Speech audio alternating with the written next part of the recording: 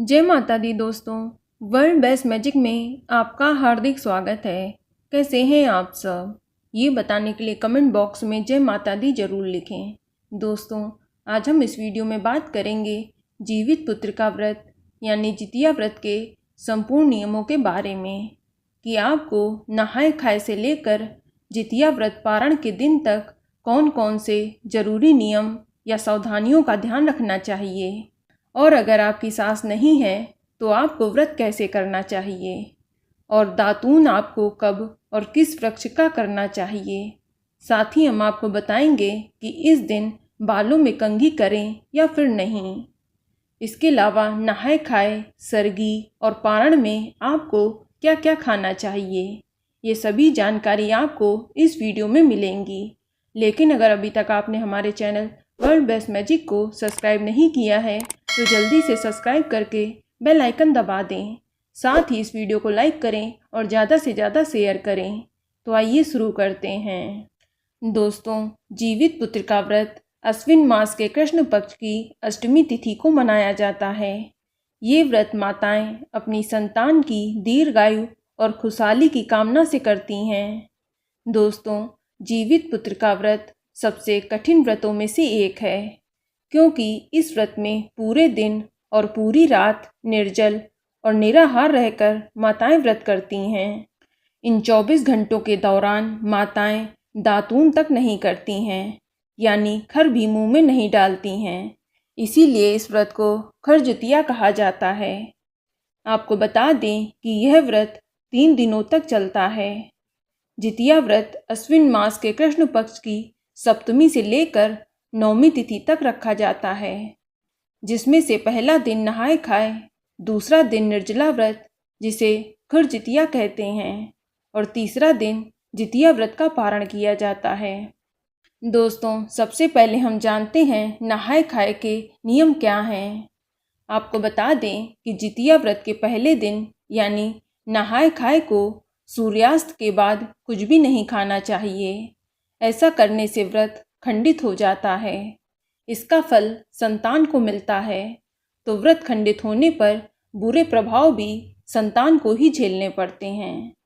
दोस्तों, नहाए खाए के दिन व्रती और उसके परिवार के सदस्यों को खाने में प्याज लहसुन नहीं डालना चाहिए। ऐसा खाना तामसिक माना जाता है। व्रत के दिन तामसिक भोजन ना ही पकाना चाहिए और ना ही खाना चाहिए। इसके अलावा इस दिन गलती से भी बाल ना काटें और ना ही कटवाएं। साथ ही इस दिन नाखून काटने को भी मना किया जाता है। दोस्तों, जितिया व्रत परम पावन व्रत है। इस व्रत में अशुद्ध या मालिन कार्यों से परहेज किया जाता है, और इन 3 दिनों में पूर्णतः ब्रह्मचर्य का पालन भी करना चाहिए। ध्यान रहे कि इन 3 दिनों में घर का कोई भी सदस्य मांस मदिरा का सेवन ना करे। ऐसा करने से देवी देवता क्रोधित होते हैं। इस व्रत में झूठ बोलने से बचना चाहिए। माना जाता है कि झूठ बोलना महापापों में से एक है। दोस्तों, जितिया व्रत में किसी के लिए भी अपशब्दों का इस्तेमाल नहीं करना चाहिए, और ना ही किसी जीव से हिंसा करनी चाहिए। माना जाता है कि ऐसा करने से व्रत निष्फल हो जाता है। दोस्तों, नहाए खाए के दिन माताएं सुबह जल्दी उठकर पवित्र नदी या तालाब आदि में बाल धोकर स्नान करती हैं। अगर आप नदी तालाब में नहीं जा सकती हैं तो घर पर ही अपने नहाने वाले पानी में गंगा जल डालकर सिर धोकर स्नान करें, और स्नान करने के बाद आप सूर्य भगवान को जल जरूर चढ़ाएं। इसके बाद अपने घर की डेली वाली पूजा पाठ करें, और इसके बाद खाना खाया जाता है। दोस्तों, इस दिन कुछ विशेष चीज़ें हैं जिनको खाना शुभ माना जाता है, जैसे मरुआ की रोटी, सतपुतिया की सब्जी या तरोई की सब्जी, नोनी का साग आदि खाते हैं, वो भी बिल्कुल सात्विक तरीके से बना हुआ। दोस्तों, इस दिन गुच्छे वाली चीज़ें ही माताएं खाती हैं, जैसे नोनी का साग, सतपुतिया, मरुआ, ये सब गुच्छे में ही लगते हैं। दोस्तों, सबसे पहले आप ये भोजन बनाकर नेनुआ के पत्ते पर जीमूत वाहन को भोजन निकाला जाता है। इसके बाद थोड़ा भोजन चील सियारन को और अपने पितरों को भी भोजन निकाल कर छत पर रखा जाता है। आपको बता दें कि बिहार के कुछ क्षेत्रों में महिलाएं मछली भी खाती हैं। नहाय खाए के दिन इसे खाकर व्रत शुरू करना शुभ मानते हैं। लेकिन जो महिलाएं शाकाहारी हैं वह नोनी का साग, सतपुतिया और मरुआ की रोटी खाकर व्रत शुरू करती हैं। ऐसी मान्यता है कि इन चीज़ों के खाने से वंश वृद्धि होती है। दोस्तों, नहाय खाए की रात को यानी जितिया व्रत के दिन सूर्योदय होने से पहले सरगी खाई जाती है। पर ध्यान रखें, सूर्योदय होने के बाद आपको कुछ भी खाना पीना नहीं है। आपको पूरे दिन और पूरी रात निर्जला व्रत रहना है। और इस बात का भी ध्यान रखें कि आप सरगी के समय केवल मीठा भोजन ही करें। तीखा मसालेदार भोजन करना सख्त मना है। इसके साथ ही तामसिक भोजन यानी प्याज लहसुन से बना हुआ भोजन भी नहीं करना चाहिए। आप सिर्फ मीठा सात्विक भोजन करें। इसमें नमकीन खाना भी सख्त मना है। फिर जो भी खाना आप खाएं उसे तरोई के पत्ते पर रखकर छत पर फिर से चील और सियारिन को रखें और उनका आशीर्वाद लेकर व्रत का संकल्प लेते हैं और व्रत शुरू करते हैं। दोस्तों, सरगी के समय ही आपको दातुन यानी ब्रश कर लेना चाहिए। पर ध्यान रखें, आम और नीम के दातून का इस्तेमाल नहीं करना है क्योंकि ये दोनों वंश वृद्धि के कारक हैं।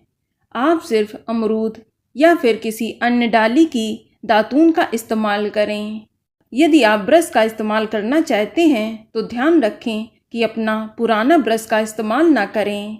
आप इस दिन नए ब्रश का ही इस्तेमाल करें। और कुछ जगह महिलाएं जितिया व्रत के दिन कंघी भी नहीं करती हैं यानी बाल नहीं खींचती हैं। इसलिए सरगी के टाइम ही कंघी कर लेना चाहिए ताकि बाल आदि ना टूटें या जूं आदि ना मरें। इस बात का भी ध्यान रखा जाता है। दोस्तों, अष्टमी के दिन माताएं पूरा दिन निर्जला व्रत करती हैं और शाम के समय पूजा करती हैं। दोस्तों, महिलाएं सूर्यास्त से पहले किसी नदी, तालाब या घर पर स्नान करके सूर्य को जल अर्पित करती हैं। इसके बाद जीमूत वाहन की पूजा करती हैं। इसमें कुसा से निर्मित जीमूत वाहन की प्रतिमा बनाकर रोली, अक्षत, पुष्प, धूप दीप से विधिवत पूजा करें। साथ ही व्रत कथा सुनें। और इसके अलावा इस दिन मिट्टी या गाय के गोबर से चील सियारिन की प्रतिमा बनाकर उसकी भी पूजा की जाती है। और जितिया लॉकेट और जितिया का लाल धागा उसकी भी पूजा की जाती है। आपको बता दें कि जितिया व्रत में इस बात का ध्यान रखें कि पूजा के समय भगवान को कटे हुए फल और सब्जी ना चढ़ाएं और ना ही खानी चाहिए। और साथ ही इस दिन व्रती महिला को कोई फल या सब्जी काटनी भी नहीं चाहिए। इस बात का भी आपको ध्यान रखना चाहिए। दोस्तों, व्रत के तीसरे दिन जितिया व्रत का पारण किया जाता है। पारण हमेशा नवमी तिथि में सूर्योदय के बाद ही करना चाहिए। और पारण के समय भी वही खाना बनता है जो नहाय खाए के दिन बनता है। और स्वयं खाने से पहले महिलाएं उस खाने को भी फिर से नेनुए के पत्ते पर चील और सियारन को भोग लगाती हैं। मान्यता है कि चील और सियारन भी व्रत करती हैं। इसलिए नहाय खाए, सरगी और पारण के समय जैसे महिलाएं खुद खाती हैं, ठीक वैसे ही पहले चील और सियारन को कराती हैं। फिर उनसे आशीर्वाद लेकर खुद भोजन ग्रहण करती हैं। दोस्तों, बहुत जगह ओठगन बनाने की भी परंपरा है। ओठगन गेहूं के आटे, गुड़ और घी से माताएं बनाती हैं। जितना बच्चा होता है उस हिसाब से ओठगन बनाया जाता है और पूजा में रखा जाता है। सरगी के समय उसे अपने पास रखते हैं और चील सियारन का आशीर्वाद देकर सुबह अपने बच्चे को खाने के लिए देते हैं।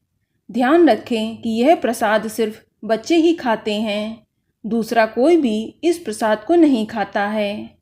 दोस्तों, इस दिन जितिया धारण करने की भी परंपरा है। जितिया बनाने का नियम यह है कि जितिया कच्चे लाल धागे या रेशमी लाल या पीले धागे से बनता है। और जितिया सोने, चांदी का भी बनाया जाता है। हर साल धागे वाला जितिया नया बनाते हैं या बाजार से नया लेकर आते हैं। लेकिन सोने चांदी का जितिया आप गंगा जल से शुद्ध करके पूजा में रख लें। और जितिया पारण के समय महिलाएं अपने गले में धारण करती हैं। दोस्तों, जितिया पहनने से पहले माताएं जितिया में गांठ लगाती हैं।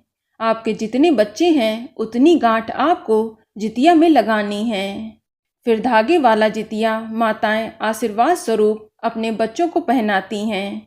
जितिया पूरे साल सुरक्षित रखना चाहिए, इस बात का भी आपको ध्यान रखना है।